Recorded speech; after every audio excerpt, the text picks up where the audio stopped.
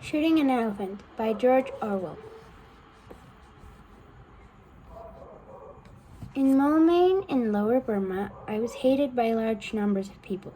The only time in my life that I had been important enough for this to happen to me, I was subdivisional police officer of the town, and in an aimless, petty kind of way, anti-European feeling was very bitter. No one had the guts to raise a riot, but if a European woman went through the bazaars alone, somebody would probably speak Betelgeuse over her dress.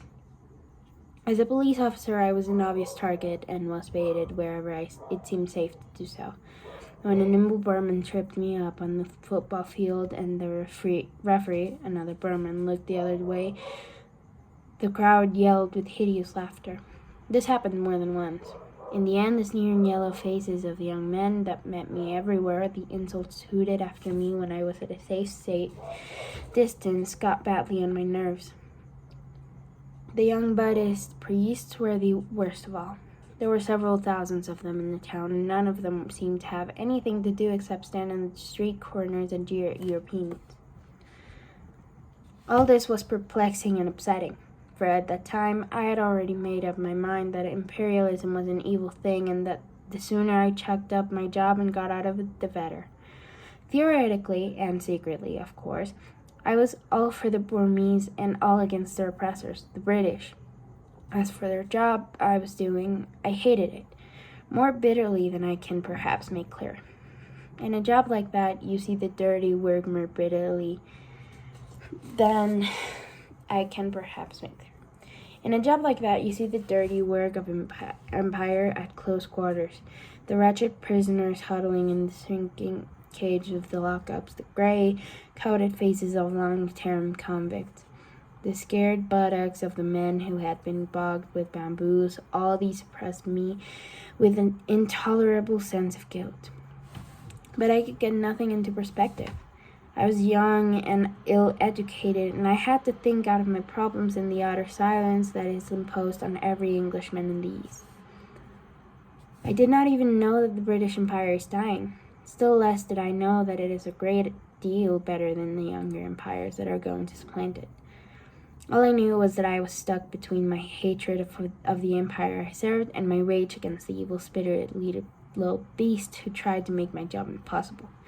With one part of my mind, I thought of the British Raj as an unbreakable tyranny, as something clamped down in saeculorum upon the will of prostrate peoples.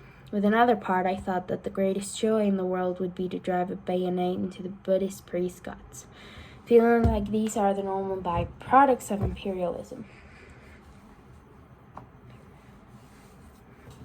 Ask any Anglo-Indian official if you can catch him off duty. One day happened which, in a roundabout way, was enlightening. It was a tiny incident in itself, but it gave me a better glimpse than I had had before of the real nature of imperialism, the real motives for which despotic governments act. Early one morning, the sub-inspector at a police station the other end of town rang me up on the phone and said that an elephant was ravaging the bazaar. Would I please come and do something about it? I did not know what I could do, but I wanted to see what was happening, and I got onto a pony and started out.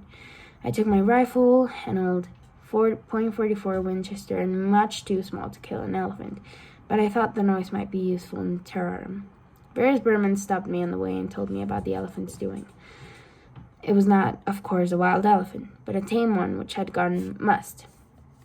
It had been chained up, as tame elephants always are when their attack of must is due, but on the previous night it had broken its chain and escaped.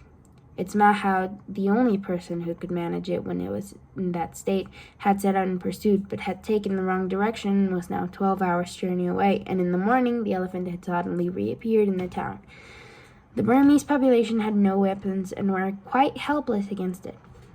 It had already destroyed somebody's bamboo hut, killed a cow, and raided some fruit stalls, and devoured the stock. Also, it had met the municipal rubbish ban and, when the driver jumped out and took it to his heels, had turned the van over and inflicted violence upon it.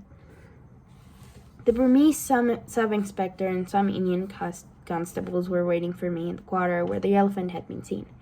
It was a very poor quarter, a labyrinth of squalid bamboo huts thatched with palm leaf, winding all over a steep hillside. I remember that it was a cloudy, stuffy morning at the beginning of the rains. We began questioning the people as to where the elephant had gone and, as usual, failed to get any definite information. That is invariably the case in the East. A story always sounds clear enough at a distance, but the nearer you get to the scene of events, the vaguer it becomes. Some of the people said that the elephant had gone in one direction. Some said that he had gone in another. Some professed not even to have heard of any elephant. I had almost made up my mind that the whole story was a pack of lies when we heard yells a little distance away. There was a loud, scandalized cry of, "Go away, child! Go away this instant!" And an old woman with a switch in her hand came around the corner of a hut, violently shooting away a crowd of naked children. Some more women followed, clicking their tongues and explaining evidently there was something that the children ought not to have seen. I ran back the hut and saw a man's dead body sprawling in the mud.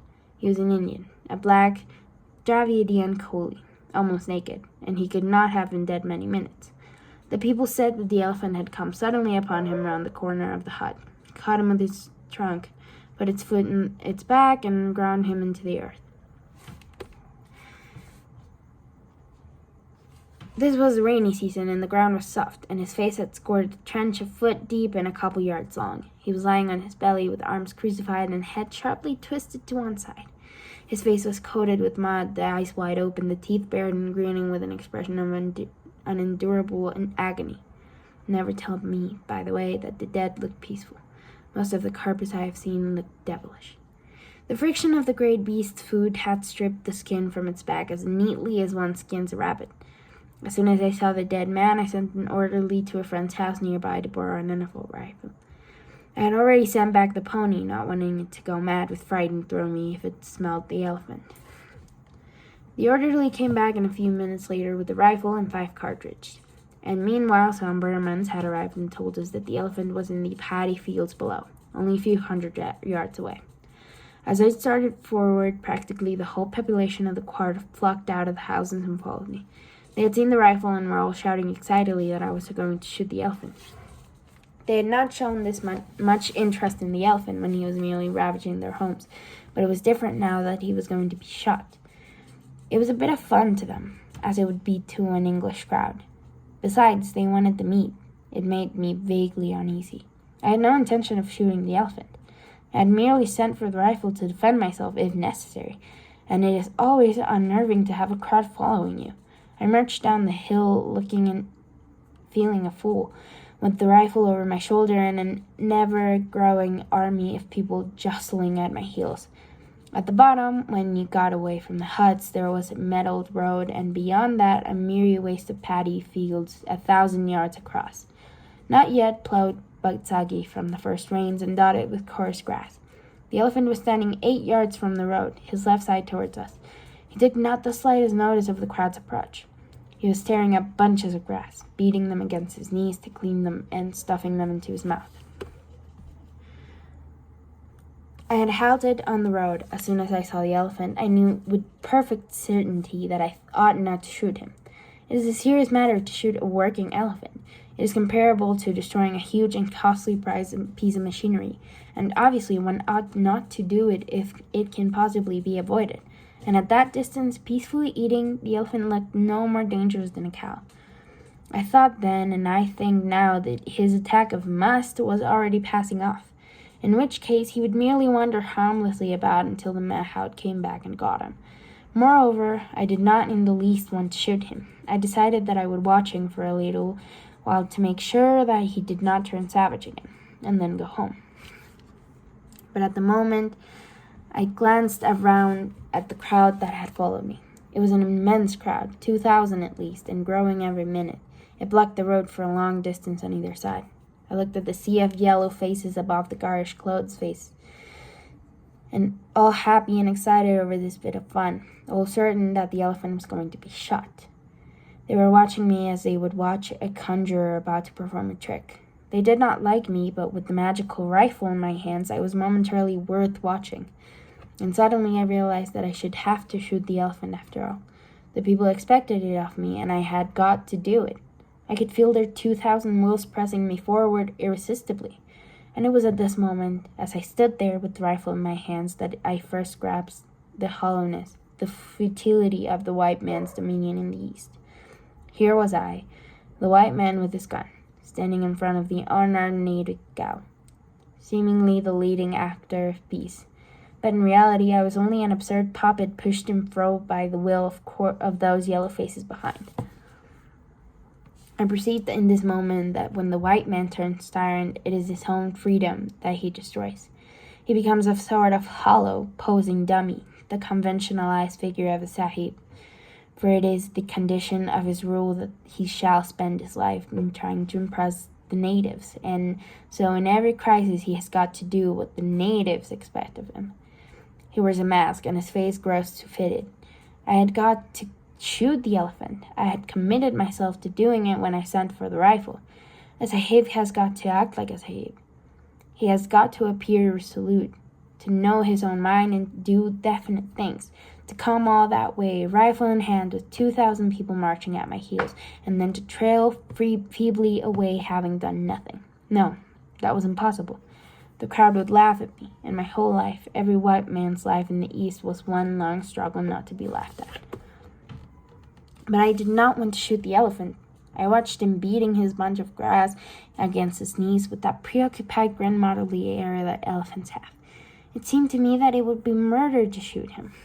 At that age, I was not squeamish about killing animals, but I had never shot an elephant and never wanted to.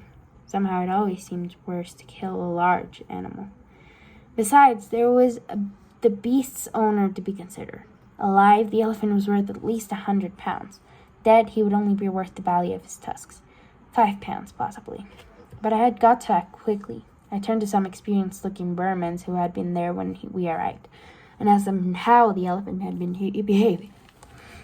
They all said the same thing. He took no notice of you if you let him alone, but he might charge if you went too close to him. It was perfectly clear to me what I ought to do. I ought to walk up to within, say, 25 yards of the elephant and test his behavior. If he charged, I could shoot. If he took no notice of me, it would be safe to leave him until the mahout came back. But also I knew that I was going to do no such thing. I was a poor shot with a rifle, and the ground was soft mud into which one would sink at every step. If the elephant charged and I missed him, I should have about as much chance as a toad under a steamroller. But even then, I was not thinking particularly of my own skin, only of the watchful yellow faces behind. For at that moment, with the crowd watching me, I was not afraid in the ordinary sense, as I would have been if I had been alone. A white man mustn't be frightened from the natives, and so, in general, he isn't frightened. The sole thought in my mind was that if anything went wrong, those 2,000 Burmans would see me pursued, caught, trampled on, and reduced to a grinning corpse like that Indian up in the hill. And if that happened, it was quite probable that some of them would laugh. That would never do. There was only one alternative. I shoved the cartridge into the magazine and lay down on the road to get a better aim. The crowd grew very still, and a deep, low, happy sigh, as of people who see the theater curtain go up at last, breathed from innumerable throats. They were going to have their bit of fun after all. The rifle was a beautiful German thing with crosshair sights. I did not then know that in shooting an elephant one would shoot to cut an imaginary bar of running from ear hole to ear hole. I ought, therefore, as the elephant was sideways on, to have aimed straight at his ear hole. Actually, I aimed several inches in front of this, thinking the brain would be further forward. When I pulled the trigger, I did not hear the bang or feel the kick. One never does when a shot goes home. But I heard the devilish roar of glee that went up from the crowd. In that instant, in too short of a time, one would have thought, even for the bullet to get there, a mysterious terrible change had come over the elephant. He neither stirred nor fell, but every line of his body had altered. He looked suddenly stricken, shrunken, and measly old, as though the frightful impact of the bullet had paralyzed him without knocking him down. At last, After what seemed a long time, it might have been 5 seconds, I dare say, he sagged favorably to his knees. His mouth slubbered. An enormous senility seemed half settled upon him. One could have imagined him thousands of years old. I fired again to the same spot. At the second shot, he did not collapse, but climbed with desperate slowness to his feet and stood weakly upright, with legs sagging and head dropping. I fired a third time. That was the shot that did for him. You could see the agony of it jolt his whole body and knock the last remnant of strength from his legs. But in falling, he seemed for a moment to rise, for as his hind legs collapsed beneath him, he seemed to tower upwards like a huge rock toppling, his trunk reaching skyward like a tree. He trumpeted for the first and only time. And then down he came, his belly towards me, with a crash that seemed to shake the ground even where I lay. I got up. The Burmans were already racing past me across the mud. It was obvious that the elephant would never rise again. But he was not dead. He was breathing very rhythmically with long rattling gasps, his great mound of sad pace painfully rising and falling. His mouth was wide open. I could see far down into the caverns of pale pink throat. I waited a long time for him to die, but his breathing did not weaken. Finally, I fired my 2 remaining shots into the spot where I thought his heart must be. The thick blood welled out of him like red velvet, but still he did not die. His body did not even jerk when the shots hit him. The tortured breathing continued without a pause. He was dying, very slowly and in great agony. But in some world remote from me, where not even a bullet could damage him further, of all that I got to put an end to that dreadful noise. It seemed dreadful to see the great beast lying there, powerless to move and yet powerless to die, and not even to be able to finish him. I sent back for my small rifle and poured shot after shot into his heart and down his throat. They seemed to make no impression. The tortured gasp continued steadily as ticking of a clock. In the end, I could not stand it any longer and went away. I heard later that it took him half an hour to die. Remnants were bringing das and baskets even before I left, and I was told they had stripped his body almost to the bones by the afternoon. Afterwards, of course, there were endless discussions about the shooting of the elephant. The owner was furious, but he was only an Indian and could do nothing. Besides, legally, I had done the right thing, for a mad elephant has to be killed like a mad dog. If its owner first fails to control it, among the Europeans, opinion was divided. The older men said I was right. The younger men said it was a damn shame to shoot an elephant for killing a coolie, because an elephant was worth more than any damn Korean coolie. And afterwards, I was very glad that the coolie had been killed. It put me legally in the right, and it gave me a sufficient pretext for shooting the elephant. I often wondered whether any of the others grasped that I had done it solely to avoid looking a fool.